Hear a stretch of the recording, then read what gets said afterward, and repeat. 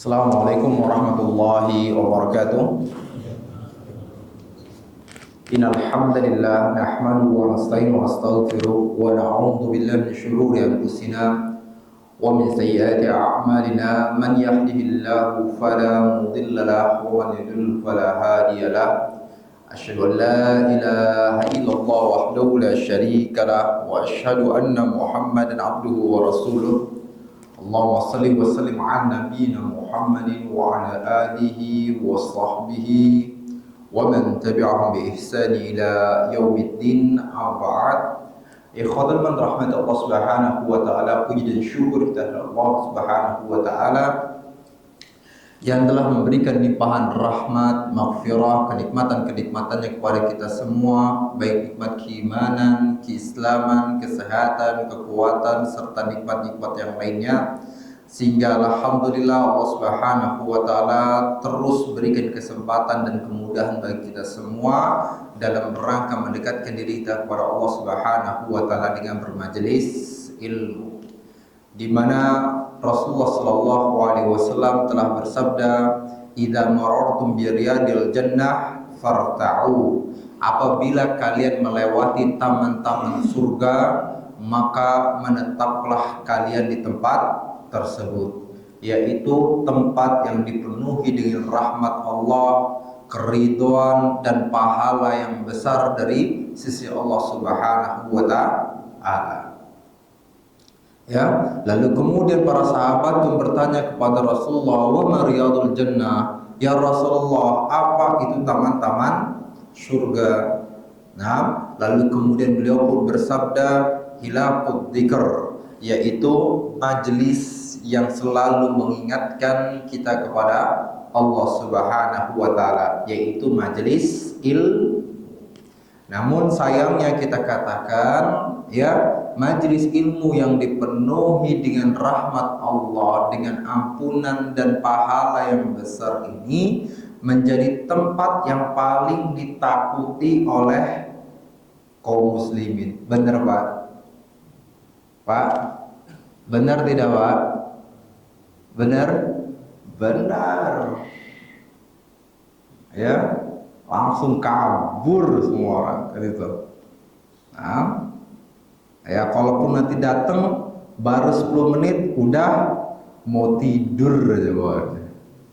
Ya, lalu kemudian ngeliatin jam kapan selesai ya. Nah itu. Ya, tapi kita katakan tadi di awal, kalau yang tadi sudah datang kemudian tertidur masih alhamdulillah. Ya, tidurnya dia semoga tetap dianggap sebagai pahala di sisi Allah. Nah, namun ada orang-orang yang benar-benar takut untuk bermajelis ilmu, dan ini terbanyak terjadi pada kaum muslimin, sehingga gak heran akhirnya sekarang ini kaum muslimin itu benar-benar jauh dari syariat agama Islam karena jarang menghadiri majelis ilmu. Yang selalu menghadiri majelis ilmu saja masih jauh, benar gak Pak? Benar tidak? Masih jauh untuk mengetahui tentang apa yang ada dalam syariat agama Islam ini. Apalagi yang gak pernah majelis ilmu. Dapat ilmu dari mana dia? Nah, makanya kita dapatkan orang-orang atau kebanyakan kaum muslimin yang gak pernah bermajelis ilmu, sholatnya dari kecil sampai gede gitu-gitu aja, kan gitu. Pengetahuannya dari kecil sampai dia dewasa, bahkan sampai dia tua, seperti itu saja. Pengetahuan tentang ketauhidannya dari kecil sampai dia dewasa, begitu-begitu aja. Ya, tapi kalau udah ditanyain tentang TikTok, tahu banget gerakan-gerakan. Nah, ini sekarang apa yang terjadi pada kaum muslim. Semoga Allah Subhanahu wa taala berikan hidayah kepada kita semua dan kepada keluarga anak keturunan kita untuk terus mendekatkan diri kepada Allah Subhanahu wa taala dengan bermajelis ilmu. Kemudian salawat serta salam semoga Allah senantiasa mencurahkan kepada Nabiul Mustafa Nabi Muhammad sallallahu alaihi wasallam yang telah mengajarkan kepada kita Islam yang sempurna, membimbing kita menuju keridhaan Allah Subhanahu wa taala, di mana Allah Subhanahu wa taala telah berfirman, laqad kana lakum fi Rasulillahi uswatun hasanah. Telah ada pada diri Rasulullah sallallahu alaihi wasallam suri tauladan yang paling terbaik bagi kalian semua. Liman kana yarjullaha wal yawmal akhir, bagi orang-orang yang mengharapkan rahmat Allah dan perjumpaan dengan hari akhir, wa dzakarallaha katsira, sementara di dalam keadaan berzikir kepada Allah Subhanahu wa taala. Tapi ikhwatul man rahmat Allah Subhanahu wa taala, kita lanjutkan kembali pembahasan kita mengenai kitab Tauhid karya Imam Syekh Muhammad bin Abdul Wahhab rahimahullah, ya, dan sekarang kita masuk kepada bab yang ke-18, ya, bab yang ke-18. Nah, di sini beliau membawakan, ya, dalil-dalil, yaitu mengenai bahwasanya Nabi Muhammad SAW itu tidak bisa memberikan hidayah taufik kepada manusia. Nah, dan yang dibawakan, ya, di sini adalah pada surat Al-Qasas, ya, pada surat Al-Qasas ayat 56, di mana Allah Subhanahu wa taala telah berfirman, innaka la tahdi man ahbabta walakinnallaha yahdi man yasha. Ya Muhammad, sesungguhnya engkau tidak bisa memberikan hidayah kepada siapapun yang engkau cintai, walakinnallaha yahdi man yasha, akan tetapi Allah Subhanahu wa taala lah yang memberikan hidayah taufik kepada siapapun yang Allah kehendaki, wa huwa a'lamu bil muhtadin, dan Allah Subhanahu wa taala mengetahui orang-orang yang mau menerima petunjuk Allah Subhanahu wa taala. Ya, lalu kemudian juga pada kisahnya Abu Thalib di akhir hayatnya, ya, pada kisah Abu Thalib di akhir hayatnya, di mana disebutkan dalam riwayat tersebut bahwasanya ketika Abu Thalib, ya, dalam keadaan sakaratul maut pada waktu itu, maka Nabi Shallallahu Alaihi Wasallam pun datang ke Abu Thalib, dan di sisinya pada waktu itu ada Abu Jahal, ya, ada Abu Jahal. Faqal, lalu kemudian Rasulullah SAW pun berkata kepada pamannya, yaitu Abu Thalib ini, ya am, ay am, wahai pamanku, qul la ilaha illallah, ucapkanlah la ilaha illallah, kalimatan uhajju laka biha indallah, yaitu suatu kalimat yang aku bisa berhujjah di hadapan Allah Subhanahu wa taala untuk menolong dirimu pada hari kiamat nanti. Faqala Abu Jahal wa Abdullah bin Abi Umayyah, maka berkatalah Abu Jahal dan Abdullah bin Abi Umayyah, ya Abu Talib, wahai Abu Talib, ya, atarghabu an millati Abdul Muttalib, apakah engkau membenci agamanya Abdul Muttalib? Ya, apakah engkau membenci agamanya Abdul Muttalib, yaitu nenek moyangmu, yaitu ayahmu, kan gitu, yaitu agama penyembahan terhadap berhala.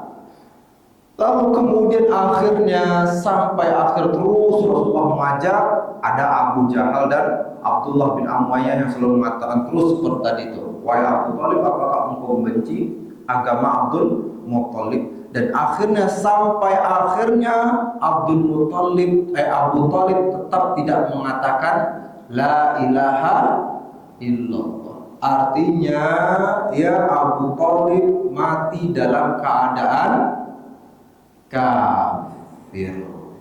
Ya, maka kemudian Rasulullah SAW pun bersabda, ya, la astaghfiranna laka ma lam unha anhu, wahai paman, aku akan memintakan ampun kepada Allah Subhanahu wa taala untuk dirimu selama aku tidak dilarang oleh Allah.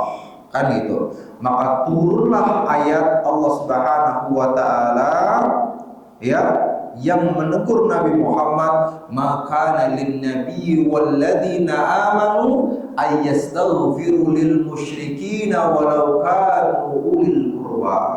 Tidak layak, tidak diperbolehkan bagi seorang nabi dan juga orang-orang yang beriman untuk memintakan ampunan bagi seorang musyrik walaupun dia adalah kaum kerabatnya.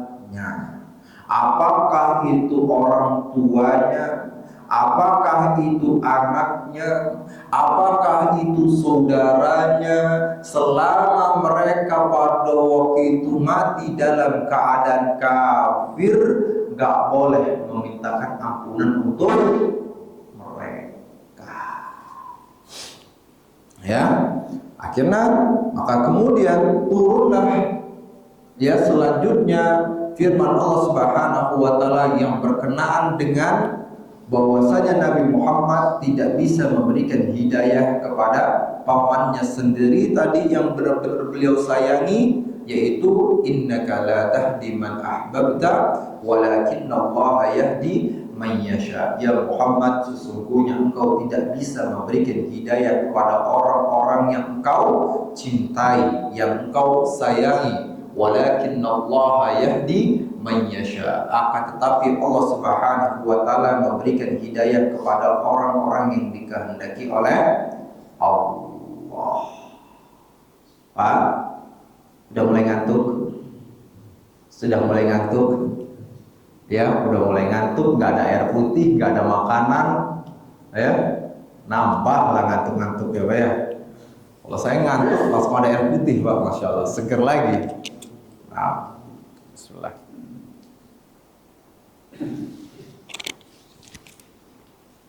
Nah, di sini ya dari dua dalil tadi yang kita bawakan memberikan beberapa faedah kepada kita semua.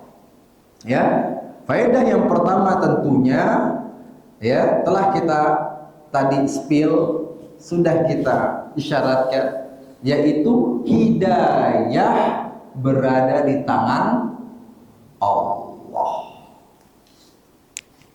Ya Pak, hidayah itu ada di tangan Allah. Jadi tidak ada yang bisa memberikan hidayah kepada manusia yang lainnya kecuali hanyalah Allah Subhanahu wa taala. Bahkan Nabi Muhammad SAW saja ya tidak bisa memberikan hidayah kepada pamannya sendiri. Apalagi kita. Siapa kita ini? Ya Pak. Maka ini pula akan membantah perkataan orang-orang di luar sana yang mengatakan, oh kalau nabi atau wali-wali itu bisa memberikan hidayah secara mutlak kepada seseorang. Tidak bisa. Ya, kalau nabi atau wali-wali bisa memberikan hidayah secara mutlak kepada seseorang dan bahkan bisa memberikan manfaat secara mutlak pula pada seseorang pada hari kiamat nanti, maka nggak perlu repot-repot para nabi ngajak manusia untuk ya tunduk kepada Allah Subhanahu wa taala. Tinggal suruh sekali masuk, semuanya masuk dalam Islam. Tapi bukti yang nyata para nabi disakiti, ada yang bahkan dibunuh. Ya Pak, ya untuk mengajak manusia kepada Allah Subhanahu wa taala. Ya, jadi kita katakan nabi pun juga tidak bisa memberikan hidayah. Nah, bahkan tadi sekali lagi kita katakan nabi atau wali-wali pun juga tidak bisa memberikan menyelamatkan seseorang dari azab Allah Subhanahu wa taala. Ya. Nah, karena muncul ada orang-orang di luar sana ya yang main yang main bawa-bawa keturunan Rasulullah SAW. Lalu kemudian ya membuat cerita-cerita yang khurafat. Nah, cerita-cerita yang khurafat, di mana ada orang yang mengklaim diri sebagai keturunan Rasulullah, ya, ngomong kepada orang yang mati, yang telah mati. Kata dia apa? Kamu bawa kertas ini, nanti kalau udah ketemu Allah, beritahukan kertas ini dari saya. Dengan begitu nanti kamu akan selamat dari azab. Ini main apa ini cerita ini? Ya, kita katakan bahwasanya orang itu saja tidak bisa selamat, tidak bisa memastikan dirinya selamat dari azab neraka jahanam. Kok dia bisa-bisanya memastikan orang lain untuk membawa kertas surat dari dia, ya, nanti apa, tunjukkan kepada Allah ini dari saya, selamat dari neraka jahanam. Ini khurafat dari mana ini? Ya, Pak, khurafat dari mana? Nah, tapi orang-orang Indonesia ini paling suka digini-giniin gitu loh. Dibuat cerita-cerita yang seperti ini. Ketika diajak kepada kebenarannya, diajak kepada nih yang cerita sebenarnya yang begini, nah baru kemudian ya sulit untuk memahaminya, ya, bahkan kabur manusia kalau dijelaskan tentang kebenaran. Nah, sekali lagi tadi kita katakan bahwa nabi ataupun wali-wali dan sebagainya tidak bisa memberikan, pertama, hidayah secara mutlak kepada seseorang. Yang kedua pula, ya, para nabi dan para wali tidak bisa menyelamatkan seseorang pada hari kiamat nanti secara mutlak. Buktinya Nabi Muhammad SAW pun tidak bisa menyelamatkan pamannya sendiri dari azab neraka jahanam. Tiba-tiba lagi ada yang mengklaim bahwasanya kakeknya, keturunan ini dan sebagainya bisa madamin api neraka jahanam. Kan lebih keren itu daripada Nabi Muhammad kalau gitu dia. Nabi Muhammad SAW, Anda pernah nggak mendapatkan hadis Nabi Muhammad mengatakan saya akan padamkan neraka jahanam? Pak, pernah? Pernah nggak?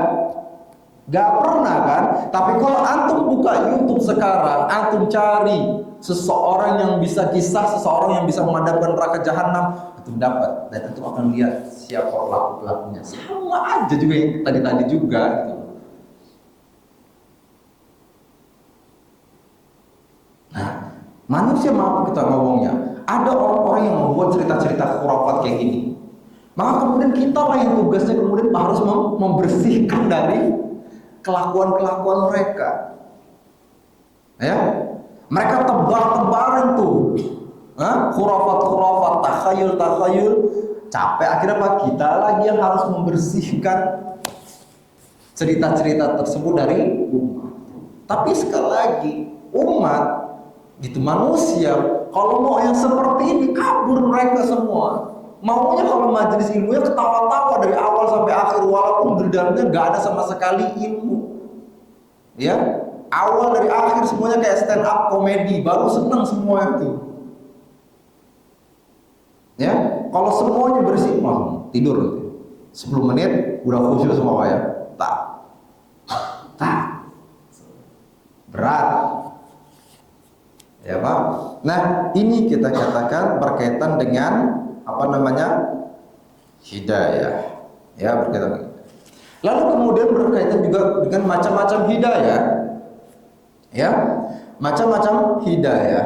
Yang pertama ada namanya hidayatul irsyad wal bayan, ya, yaitu petunjuk berupa bimbingan dan penjelasan tentang agama. Kalau ini kita katakan, kalau hidayatul irsyad ini atau bayan ini, maka kita semua ya sudah mendapatkannya, kan gitu Pak ya. Dan Nabi Muhammad SAW kita pun juga bisa memberikan hal tersebut. Contoh, Nabi Muhammad SAW mengajarkan kepada umatnya, mengajak kepada umatnya untuk beribadah kepada Allah. Orang tua mengajak anak-anaknya untuk beribadah kepada Allah. Seorang ustadz pada waktu Allah, seorang dai di majelis ilmu mengajak orang-orang untuk beribadah kepada Allah, untuk tidak melakukan kesyirikan, diberikan penjelasan-penjelasannya, maka ini disebut dengan hidayatul irsyad wal bayan, yaitu petunjuk tentang penjelasan atau bimbingan tentang agama Islam. Ya, maka Abu Jahal pun yang begini pun dapat juga, Pak. Dapat ya? Dapat, karena Nabi Muhammad sudah berkali-kali ngajak Abu Jahal untuk masuk ke dalam agama Islam. Abu Thalib berkali-kali diajak oleh Rasulullah SAW untuk masuk ke dalam agama Islam. Abu Lahab berkali-kali diajak oleh Nabi Muhammad SAW untuk masuk ke dalam agama Islam. Tetapi hidayah ini gak mutlak, Pak. Artinya kadang bisa berhasil, kadang gak berhasil. Nabi Muhammad ketika menjelaskan hidayah ini kepada Abu Bakar, berhasil, alhamdulillah. Kepada Utsman, berhasil, alhamdulillah. Kepada Ali, Khadijah radhiyallahu anhu, berhasil. Tapi Rasulullah SAW juga tidak berhasil ketika kepada Abu Jahal, kepada Abu Lahab, kepada Abu Thalib. Ya, tidak mutlak. Maka ini disebut dengan hidayatul irsyad wal bayan. Dan Allah Subhanahu wa taala berfirman dalam surat Asy-Syura ayat 52, apa kata Allah? Innaka latahdi ila siratal mustaqim. Wahai Muhammad, sesungguhnya engkau benar-benar memberikan petunjuk kepada jalan yang lurus. Artinya Nabi Muhammad mengajak manusia, menunjukkan kepada manusia kepada jalan yang lurus. Tapi masalah tadi kita katakan, ada yang mau ikut, ada yang nggak mau ikut. Ada yang berhasil didakwahi, ada yang tidak berhasil didakwahi. Sekali lagi, ini namanya hidayatul irsyad wal bayan, nggak mutlak.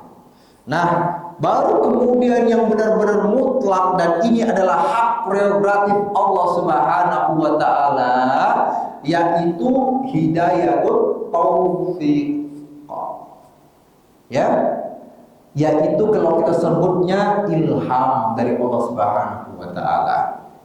Taufik dari Allah Subhanahu wa taala, sehingga seseorang mau tunduk kepada Allah Subhanahu wa taala. Ya, Pak? Mau tunduk kepada Allah Subhanahu wa taala. Nah, sekali lagi kita katakan ini adalah hak prerogatif Allah Subhanahu wa taala. Gak ada satupun manusia yang bisa mencampurinya. Bahkan Nabi Muhammad SAW pun juga tidak bisa. Ya, seperti contohnya tadi, ya, Nabi Muhammad gak bisa memberikan hidayah kepada Abu Thalib. Makanya berkenaan dengan ini, apa kata Allah? Innaka la tahdi man ahbabta walakinallah yahdi man yasha. Wahai Muhammad, sesungguhnya engkau tidak bisa memberikan hidayah kepada siapapun yang engkau cintai. Nah, ini poinnya nih. Kemudian, walakinallah yahdi man yasha. Akan tetapi Allah memberikan hidayah, memberikan taufik, memberikan ilham kepada siapapun yang dikehendaki oleh Allah Subhanahu wa ta'ala. Makanya, Pak, Masya Allah, dalam Islam ada orang-orang yang bahkan pada waktu itu gak diharapkan keislamannya, Pak. Paham nggak maksudnya nggak diharapkan, Pak, keislamannya?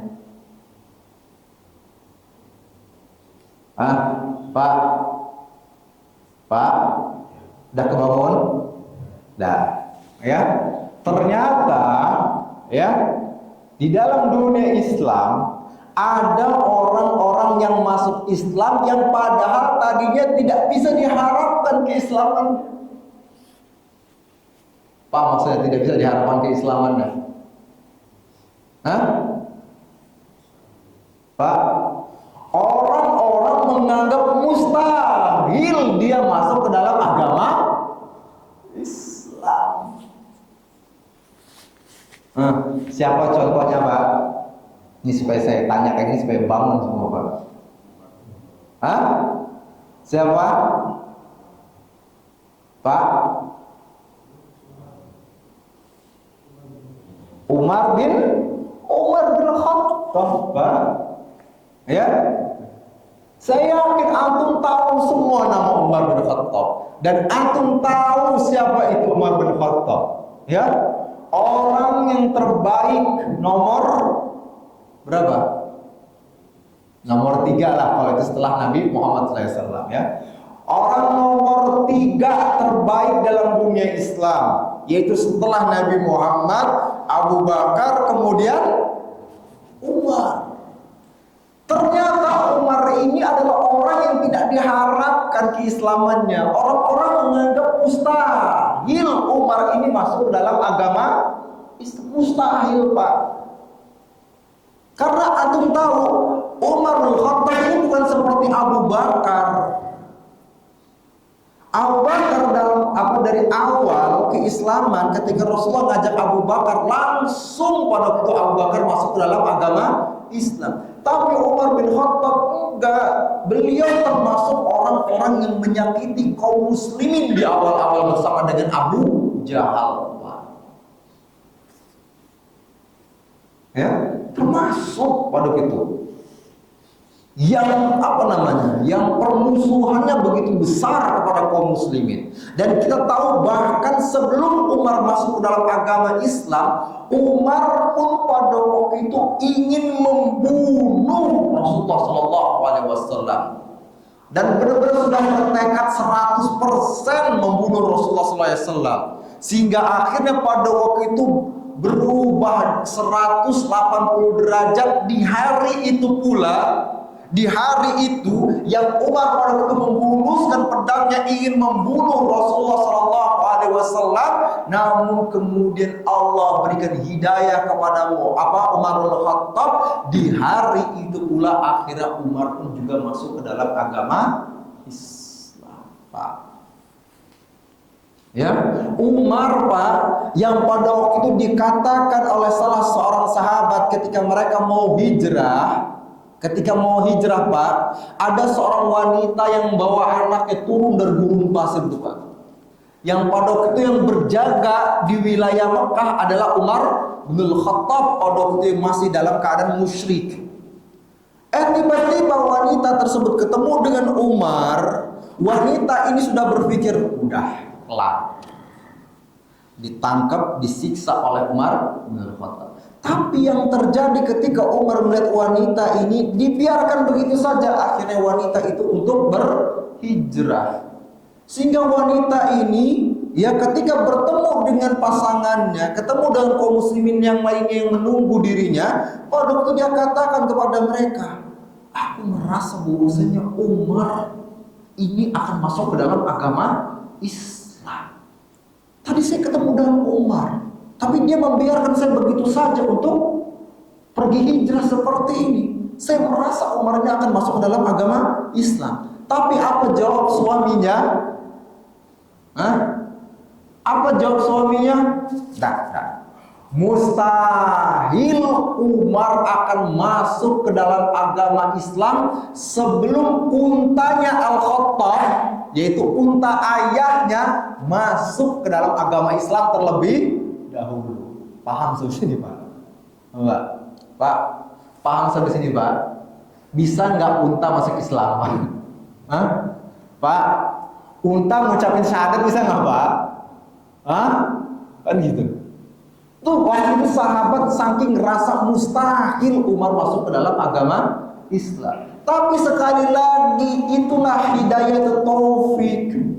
Ya, hidayah mutlak milik Allah Subhanahu wa taala. Ternyata Umar yang hari itu ingin membunuh Rasulullah SAW, ternyata di hari itu pula Umar masuk ke dalam agama Islam. Ya, maka untuk berkaitan dengan hidayah dan taufik ini Pak, kalau kita sudah tahu bahwasanya hidayah, taufik atau ilham ini adalah milik Allah.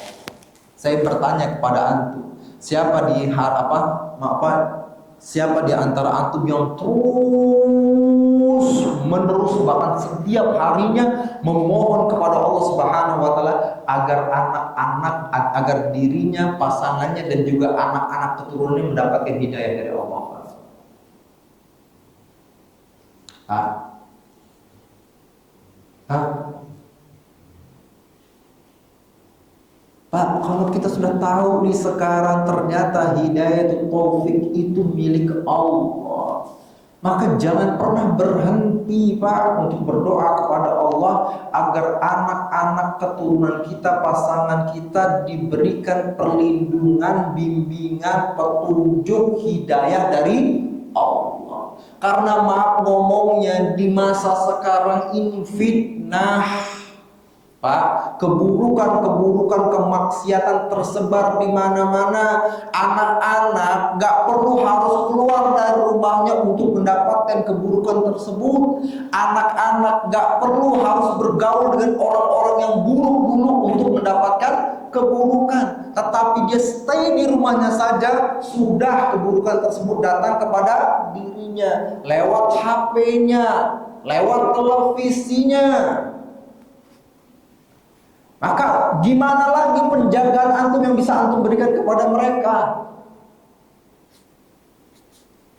Maka berdoa terus kepada Allah, minta kepada Allah, Rabbi habli minas shalihin, Rabbi habli min ladunka dzurriyyatan thayyibah.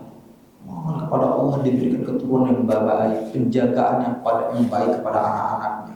Jadikan anak-anak sebagai anak-anak yang saleh dan salehah. Minta. Dan maaf ngomongnya yang anak-anaknya sudah berantakan, berandal, jangan putus asa.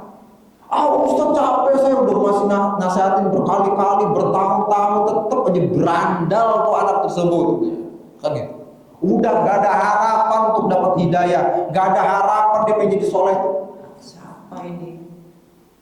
Hah? Kata siapa ini? Pak, apakah anak kita penyembah berhala? Pak, apakah anak kita pembunuh? Hah? Apakah anak antum tadi peminum khamar? Anda kan? Nah, Umar tadi kita katakan penyembah berhala. Kebiasaan mereka minum khamar dan lain keburukan-keburukan di masa jahiliyah yang lain. Tapi lihat bagaimana Umar bin Khattab diberikan hidayah oleh Allah Subhanahu wa taala. Jadi jangan maaf ngomongnya malah berputus asa dari rahmat Allah. Allah, udah tak bisa diharap lagi.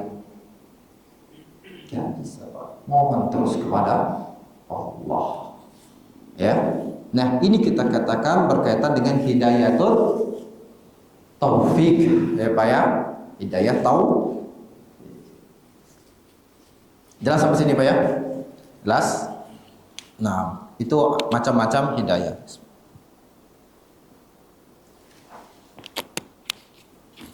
Faedah yang kedua, ya, faedah yang kedua adalah larangan memintakan ampunan untuk orang yang kafir yang telah mati. Ingat Pak, ya, larangan untuk mendoakan atau memintakan ampunan untuk orang kafir yang telah mati atau orang yang mati dalam keadaan kafir.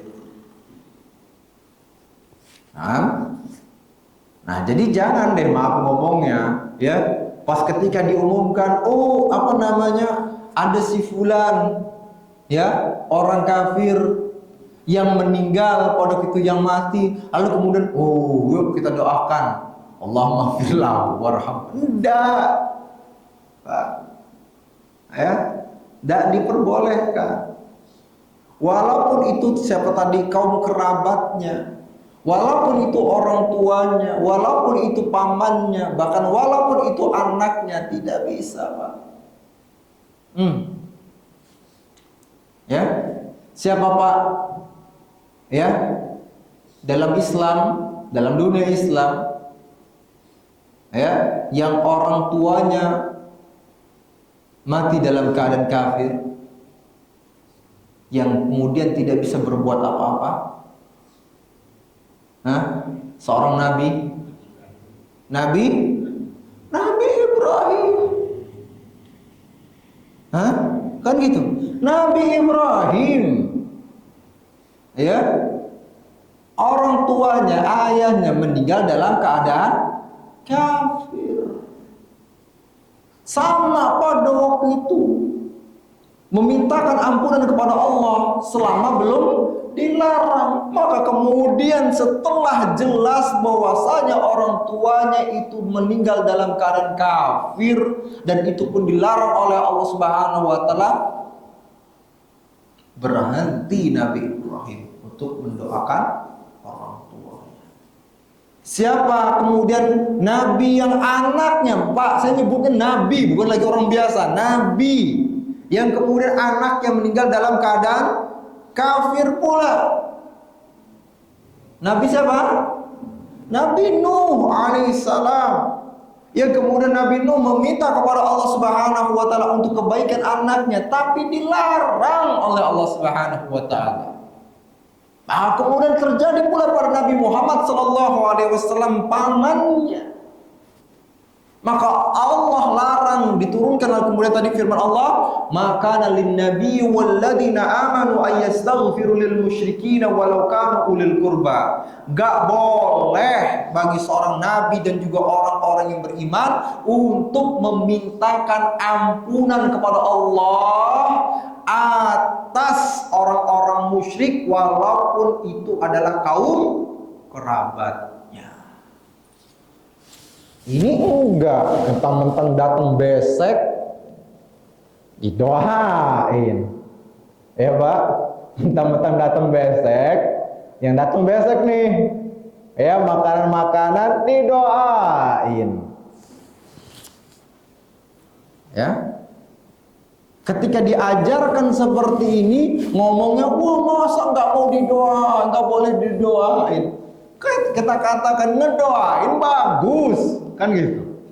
Tapi ada pengkhususannya, ada pelarangan bagi orang kafir, kan gitu. Wah tuh dasar tuh nggak perboleh doa-doa, nggak bener tuh. Siapa yang larang ngomongin nggak doa-doa? Dari tadi tuh saya udah ngomongin doain anaknya, doain ininya dan sebagainya. Tapi kalau tadi meninggal dalam keadaan kafir, nggak boleh. Sudah ada nabi-nabi yang sebelumnya pun dilarang demikian juga. Nabi Nuh tadi sudah paham, Nabi Ibrahim sudah dipaham, Nabi Muhammad SAW juga sudah dijelaskan. Tapi masih aja tadi. Tapi sekali lagi itu karena orang-orangnya takut dengan majelis ilmu. Kecuali majelis ilmunya dari awal sampai akhir ngelawak, baru semuanya datang. Apa? Ini Masya Allah. Ini yang kedua, ya, faedah yang kedua. Lalu kemudian faedah yang ketiga, Pak, ya, bagaimana kesungguhan Nabi Muhammad SAW mengajak manusia untuk masuk Islam dan tunduk kepada Allah Subhanahu wa taala. Sehingga Masya Allah, Pak, sampai akhir hayat, walaupun tahu tuh pada waktu Nabi Muhammad akan berhadapan dengan Abu Jahal, dengan Abdullah bin Abi Umayyah tadi itu, ya, tetap Rasulullah datengin pamannya di akhir hayatnya untuk mengajak kepada Islam tadi. Dan kita sudah tahu juga bagaimana, Pak, semangat Nabi Muhammad SAW untuk mengajak manusia masuk ke dalam agama Islam walaupun beliau harus disakiti. Walaupun beliau yang tadinya sangat dicintai oleh orang-orang kafir Quraisy, yang mereka menyebut Nabi Muhammad Al-Amin, orang yang terpercaya, orang yang jujur, orang yang amanah, orang yang paling kami sayangi, pemimpin kami, tuh Nabi Muhammad tuh, kan gitu. Disebut oleh orang-orang kafir Quraisy. Tapi karena pada waktu itu mengajak manusia kepada Allah, diomongin jadi penyihir, dukun, orang gila, orang kesurupan setan. Tuh kata orang-orang kafir. Ketika Nabi Muhammad SAW mengajak kepada Allah, Pak. Ya, itu tantangan yang harus dihadapi oleh Nabi Muhammad. Ya. Nah sekarang pertanyaannya, antum umat Nabi Muhammad bukan Pak? Hah? Antum umat Nabi Muhammad bukan Pak? Nih yang harus dilakukan gitu loh. Tapi kan jawaban sekarang, orang-orang sekarang jawabannya apa Pak? Kan sudah ada ustaz. Ya Pak, benar tidak Pak? Benar tidak Pak? Pak itu jangan pura-pura diem kalem sok ini. Benar tidak? Kebanyakan berpikir itu mah tugasnya ustaz itu mah. Ya. Kami diem aja udah, stay datang ke masjid dan sebagainya, dengerin kajian, sehingga pada waktu itu nggak ada lagi di antara manusia, di antara kaum muslimin adanya amar ma'ruf nahi mungkar, adanya nasihat-nasihat, nggak ada lagi tuh, nggak ada. Sehingga karena sudah minimnya nasihat, nggak ada lagi obrolan antara teman satu dengan teman yang lainnya, obrolan agama dan saling menasihat itu udah nggak ada lagi gitu loh, nggak ada. Udah gak terbiasa. Bahkan kalau misalnya ada orang yang kemudian mulai membicarakan tentang agama, munafik loh. Itu karena udah gak biasa tuh. Ya Pak. Orang yang tadi berbicara saling menasihati dalam kebaikan sekarang ini malah dianggap anomali. Ya Pak. Tapi kalau ada orang yang gibah, ini baru majelis yang sebenarnya kata mereka. Ya, ini baru majelis kopi nih. Kalau ada yang digibahin, apalagi kalau yang digibahin siapa Pak? Ustadznya. Wah, lebih keren lagi tuh. Ya, lebih keren lagi gibahan. Sementara tadi orang saling menasehati atau bahkan di grup menasehati, memberikan poster-poster yang mengajak kepada kebaikan, dianggap anomali. Ini sesuatu kan gitu. Padahal enggak Pak. Kalau antum tadi berpikir itu tugas ustadz, tadi Nabi Muhammad kan tugas Nabi Muhammad, kan Nabi Muhammad juga Rasul. Ya Pak, maka kita katakan Pak, antum tahu nggak di dalam dunia Islam itu ada khotib pertama Rasulullah SAW? Tahu khotib pertama Rasulullah? Pak,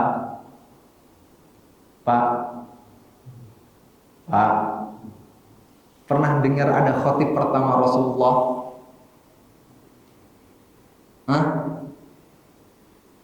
Pak Imam, siapa khatib pertama Rasulullah? Imam.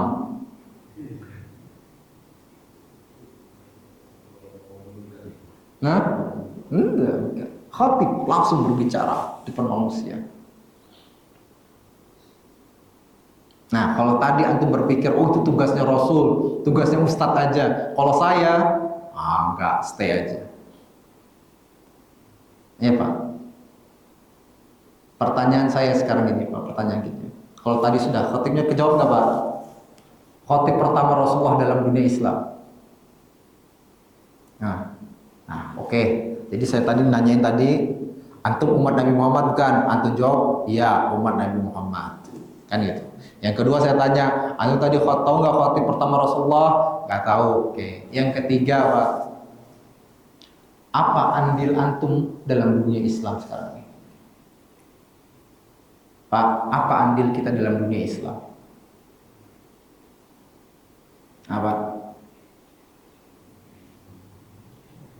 Kalau andil antum dalam masalah dunia antum, banyak udahlah gitu sore.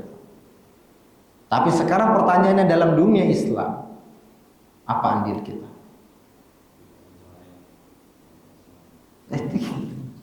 Mencoreng agama Islam. Artinya kalau sudah tidak mencoreng aja udah alhamdulillah kan gitu kan? Ya Pak, sudah tidak mencoreng saja sudah alhamdulillah. Tapi ternyata Allah mengatakan kuntum khaira ummatin ukhrijat linnas. Kalian adalah sebaik-baiknya umat yang dikeluarkan untuk manusia, ta'muruna bil ma'ruf, di mana kalian mengajak kepada yang ma'ruf, wa tanhauna 'anil munkar, dan mencegah dari kemungkaran, wa tu'minuna billah, sementara kalian dalam keadaan beriman kepada Allah. Tuh. Pak, antum termasuk ayat ini enggak? Pertanyaan simpelnya, Allah mengatakan gini. Pertanyaannya, antum termasuk ayat ini tidak? Hah?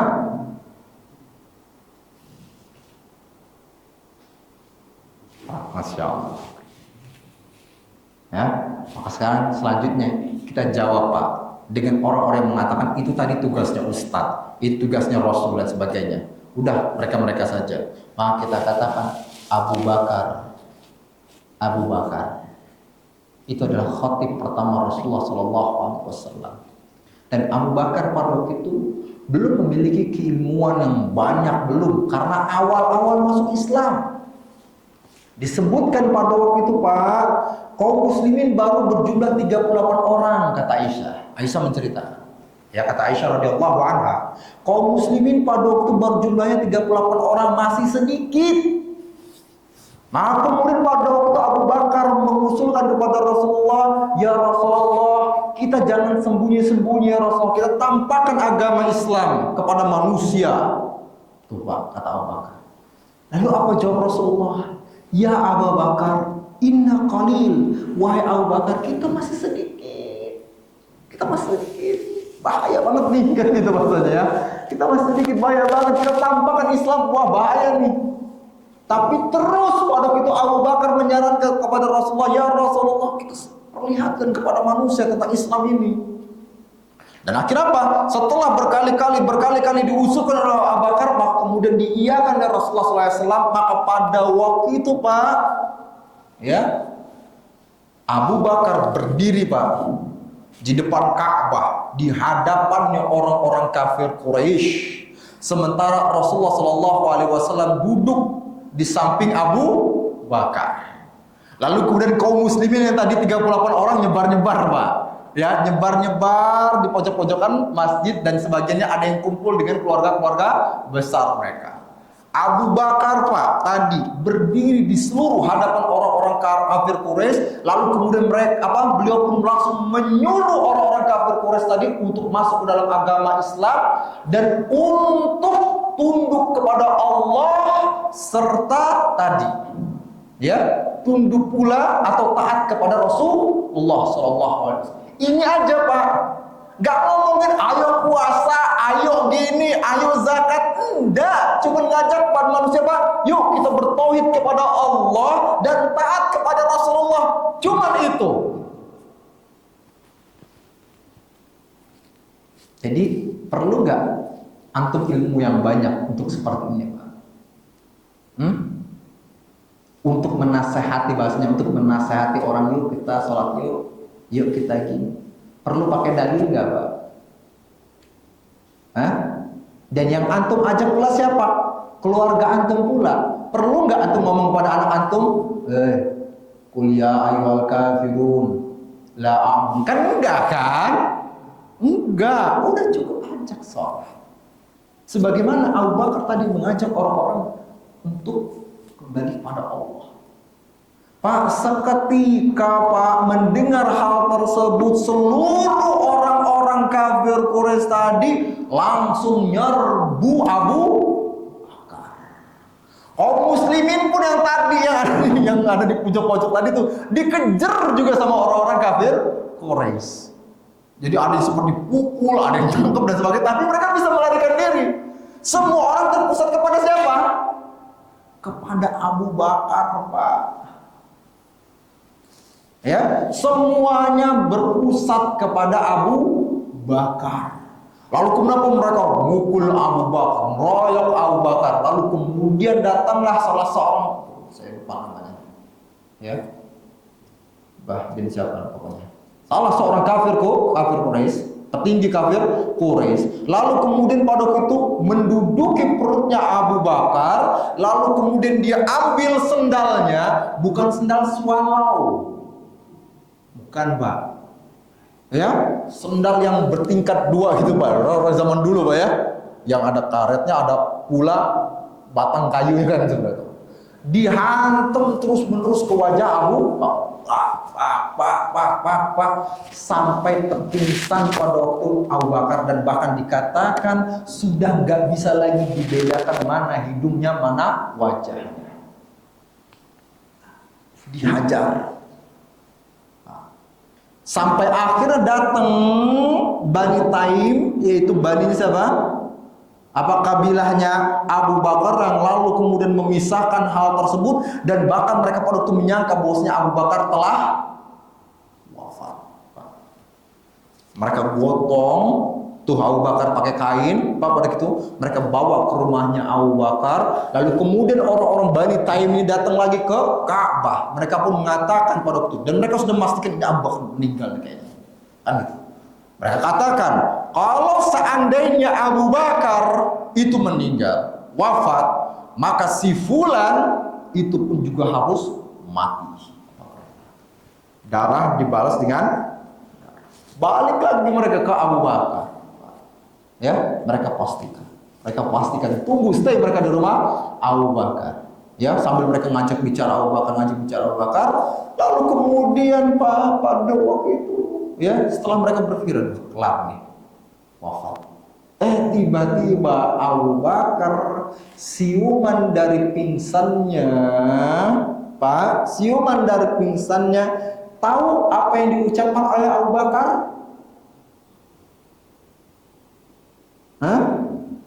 Tahu apa yang diucapkan oleh Abu Bakar, Pak? Kalau kita langsung ngeluh kesakitan Pak, ngeluh hidung kita, ngeluh kelaparan dan lain sebagainya, tapi Abu Bakar baru aja siuman, dan bahkan waktu itu masih ada orang-orang dari kabilahnya dia, masih dia ada di hadapan dia, yang dipikirkan sama dia bagaimana keadaan Rasulullah. Lihat, Abu Bakar gak mikir keadaannya sendiri, enggak. Yang ditanyakan bagaimana keadaan Rasulullah. Sampai akhirnya orang-orang Bani Taim ini, apa-apaan ini orang nih? Kami mengkhawatirkan dia malah nyebut yang lain. Sampai kata Bani Taim. Akhirnya Bani Taim ngomong ke ibunya Abu Bakar, wahai Ummul Khair, dah, beriin tuh anak lo, bahasanya kan gitu, beriin anak lo makan, minuman dan sebagainya. Malah dia mikir orang lain, kami mikirin dia. Akhirnya mereka Pak, lihat Pak, ya, akhirnya disuruh makan dan sebagainya. Kata Abu Bakar, wahai ibu, saya nggak bisa makan, saya nggak bisa minum sebelum saya mengetahui keadaan Rasulullah Shallallahu Alaihi Wasallam. Sampai akhirnya pada waktu itu Abu Bakar dibawa ke Rasulullah Shallallahu Alaihi Wasallam ke Darul Arqam. Pada waktu itu Rasulullah Shallallahu Alaihi Wasallam yang melihat keadaan Abu Bakar langsung menangis Pak, terharu, langsung ngelus-ngelus kepalanya Abu Bakar dan menanyakan keadaannya. Tapi lihat bagaimana Abu Bakar yang terus menenangkan Rasulullah, ya Rasulullah, saya nggak apa-apa ya Rasulullah. Ya Rasulullah, saya nggak apa-apa ya Rasulullah. Rasulullah menangis, Abu Bakar yang mengatakan nggak apa-apa ya Rasulullah, nggak apa-apa ya Rasulullah. Pak, ya.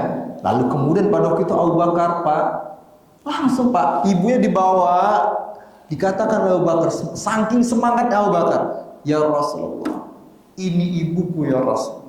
Dia adalah seorang wanita yang baik kepada anaknya, sementara engkau adalah orang yang membawa kebaikan-kebaikan. Maka berdoalah sekarang juga kepada Allah Subhanahu wa Ta'ala. Lihat Pak, berdoalah sekarang juga kepada Allah Subhanahu wa Ta'ala agar ibuku masuk ke dalam agama Islam. Maka seketika Nabi Muhammad pada itu berdoa kepada Allah agar tadi ibunya masuk ke dalam agama Islam. Dan ketika beliau berdoa, diajaklah ibunya masuk ke dalam agama Islam. Ibunya pun langsung masuk ke dalam agama Islam.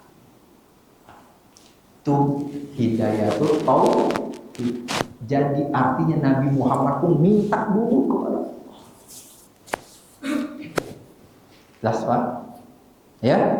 Nah ini bagi siapa yang mengatakan bahwasanya ya memberikan nasihat, dakwah, ngajak orang kepada kebaikan itu hanyalah tugasnya ustaz, Pak.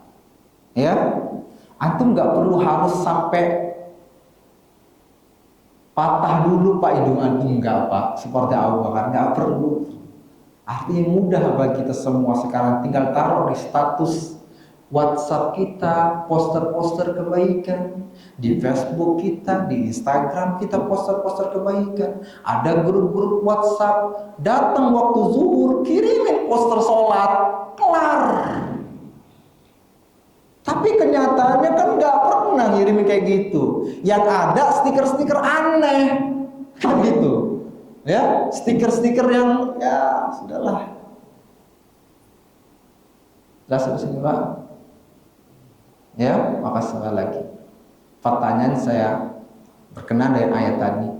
Kuntum khairu ummatin ukhrijat nas. Kalian adalah sebaik-baiknya umat yang dikeluarkan untuk manusia. Ta'muruna bil ma'ruf, kalian mengajak kepada yang ma'ruf, wa tanhauna 'anil munkar, dan kalian mencegah manusia dari kemungkaran, wa tu'minuna billah, sementara kalian dalam keadaan beriman kepada Allah. Maka pertanyaannya, apakah antum termasuk dalam ayat ini atau tidak Pak?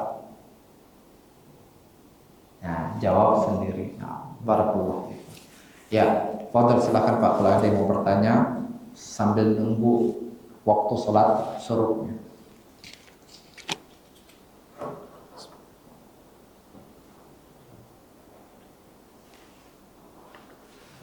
Dalam tema, di luar tema silakan Pak ya.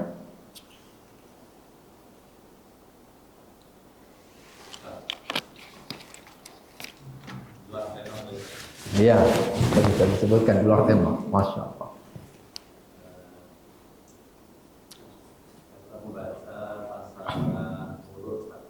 Masalah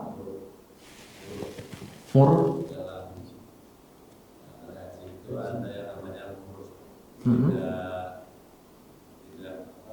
termalam di Musdalifah, atau di usia atau bagaimana dalam Ustaz terhadap syariat tersebut, atau memang rusak atau memang ya, kalau memang akhirnya Pak dikhawatirkan, artinya memang dikhawatirkan tidak tidak sampai pada tujuan, habis itu keadaannya juga berat dan lain sebagainya, ya mau gimana lagi? Karena keadaannya kan nanti, artinya gini Pak, keadaannya ada yang memang gimana ya, berat sekali Pak. Habis itu kemudian kena macetnya, dikhawatirkan kemudian nggak sampai ke Arafah kan gitu, seperti itu. Ya kan? Ada akhirnya kekhawatiran seperti itu. Akhirnya maka mereka langsung bersegeralah ke sana. Nah, insya Allah tidak. Nah, insya Allah ya. Allah Taala akan dicek lagi.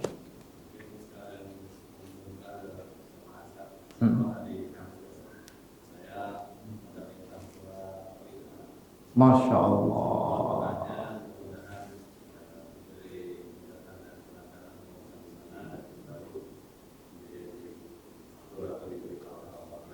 Amin. Amin.